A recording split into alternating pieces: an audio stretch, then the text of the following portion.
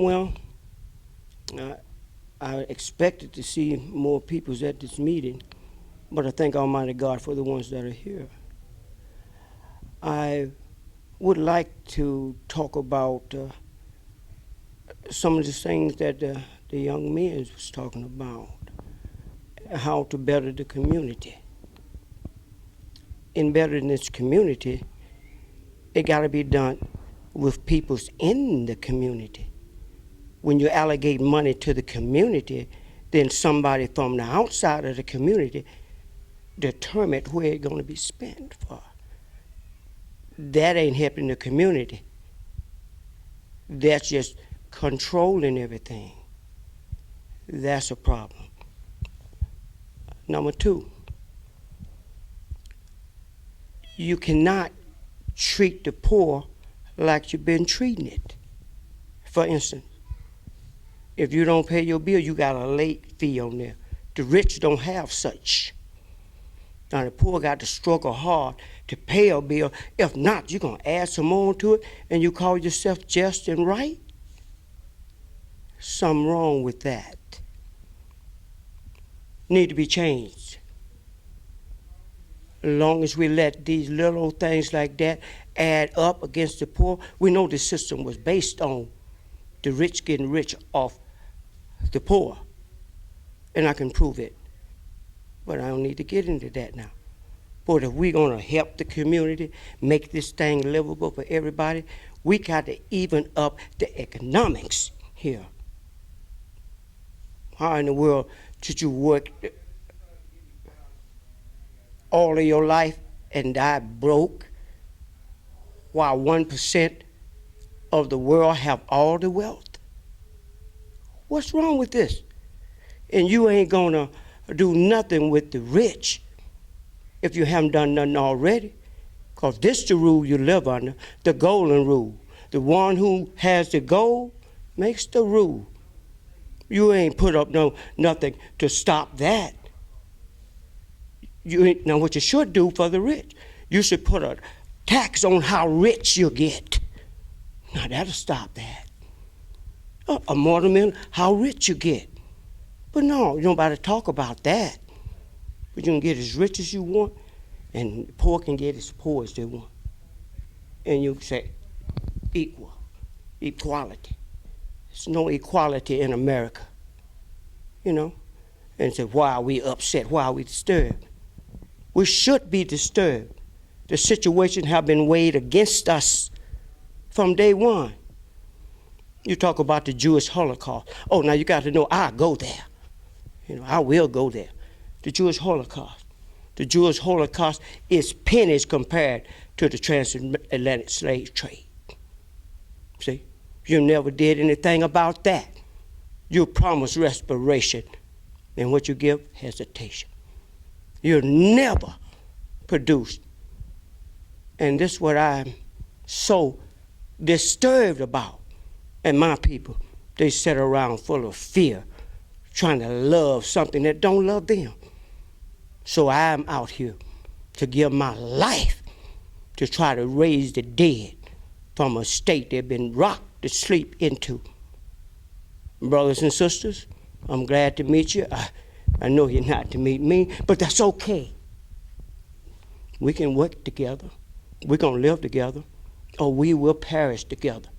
Because you cannot murder my people down in the street and justify it. Those days are over. We're not going to take that kind of stuff anymore. We are not in the old ancient days. We are in the computers like you.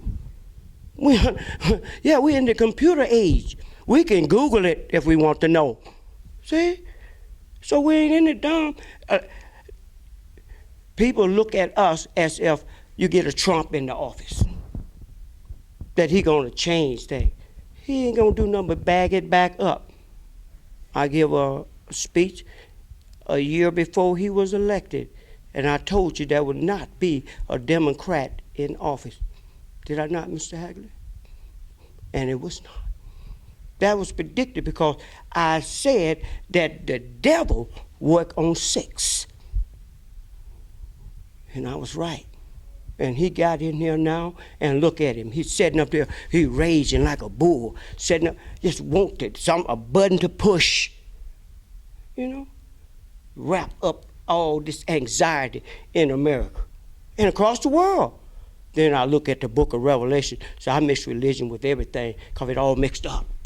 You can't separate this from that, no way, you know? Okay. You look into religion, you see the things in which well, I wish religion had did a better job, you know. I thank Almighty God for all the religious people that have fought for the legitimate rights that all human beings should have. But I think religion should have done a better job. I would have liked to see in American history where the religion stood up against the injustice of the government in Frederick Douglass' days, you know. But it has not. It has been the pacifists of the whips on the backs of the slave, just to pacify a band-aid. But it's time now when religion ain't gonna have such a greater hold anymore. Whether it's Islamic or Christianity, Judaism, Buddhism, Hindu, they're not gonna have the hold on the young people, because we're headed into a new age. And never in the history have it been recorded that the old generation won over the new. This can't be done. Oh, I talk too much to tell me. Now, you know, Rose, you know, you hit on religion pretty hard here. And this is Black History Month. And we just celebrated Martin Luther King here recently. And the way that he stood up for everyone, why don't we see that same type of enthusiasm from clergy today? Because clergy today, they are on the side of the rich. See, the battle was between the rich and the poor, what would bring about the judgment day. Wait, hold it. I'm talking about local black pastors. On local black pastors, they're on the same mission. Look, you can't separate the black pastors. You're talking about in the city, what they're doing for the city, they're doing the best they can. Look, you cannot buck the establishment and be successful in the establishment. See, I buck the establishment because I'm not in the establishment. Say, hey, see, that's the difference. I mean, I have spoken with the largest church pastors in Fort Wayne. Some have told me at rallies and what have you, Brother Hackley, just call me, we'll make an appointment and you can come out and talk to me. I call, I'll get back with you. And nothing. And I can't understand. I mean, I'm searching for answers as to why don't they want to speak out. And I need enlightenment on that. All right. All praises to God. They are afraid to come out and speak because of the years of slavery put fear in my foreparents, and they nursed the milk into their children, this fear. They fear the white man to the point where they would hate to be down and caught in any conflict with him. They don't mind being in a conflict with me and you, but they don't want to mess with the great white man, see? Because they've been raised on the white supremacy, see?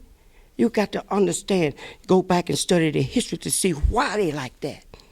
Then now they become a part of it, and they become their bread and soup. So when you get hooked in it money-wise, then you hooked in the system good. You know, the preachers make a salary. This is their job in what we call a democracy. If this is the democracy, then we in trouble if this is the way this operates.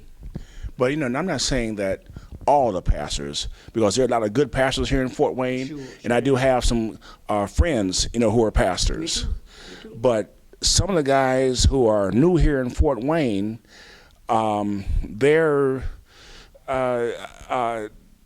just expect to see more social activism. When I grew up as a kid, you know, Martin Luther King, Jesse Jackson, you know, that whole group, they were doing things. Other people around them were speaking out. But today, and you know, and I had always geared my thinking to expect pastors to be that way. And it's just so disappointing that they're shunning me for me feeling that they should be more active, and who am I to say that? Right. Yeah, but that's the whole idea with being active in a system that supports you. You see, it's kind of hard to bite the hand that feeds you.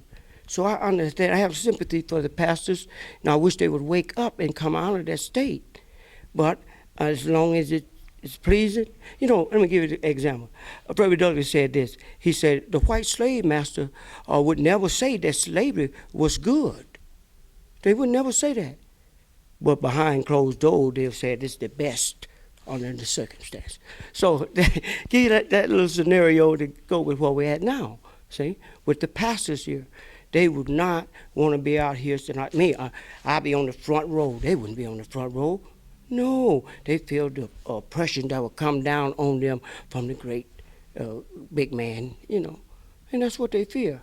That's why they don't want to be out here. They'd rather push somebody else out there first. Let them get killed first. They get killed later. Some of the church people, evangelists that I've spoken with, have said, Hackley, things are changing, and God is going to see to it that things change, and all in God's time. So my concern is, as we're waiting on God's time, other folks are planning and making things happen. Mm-hmm. So we must be worshiping multiple gods. No. What we misunderstand when we come to God is this. God is the author of life and death, good and bad, Satan. And they don't want to say that. Good and evil. God is the author of all this stuff. So we are going through a process to perfect God's will. We are only instruments in it. Last thing here. What do you want to say to the pastors? I mean, I'm not down on the pastors. I've got a lot of pastors in my family. But what do you want to say to them in terms of the traditional way that they were community leaders and stood up for injustices, other than people getting killed? I would like to say to the pastors this. It's time that we come together collectively and sit down at a table and begin to discuss something. Don't take a policy of no negotiation with terrorists. If you take that attitude, then you leave no avenue to do nothing but what? See? So we don't want to take that avenue. We want to leave the discussion open. We don't want to close the door on nobody. We don't want to cast aside them, label them. This is a terrorist. Because he don't see things like I see it. You see? So I want the pastors to get rid of the fear. Think of your children, children. Will they just stand by and let them live under a system of white supremacists? Or would we try to make this a coalition type thing where everybody can be a part of the rulership and not just one particular race that got all the gravy, all the money? So, pastors, come together. We need some gravy too. Rose, thank you very much.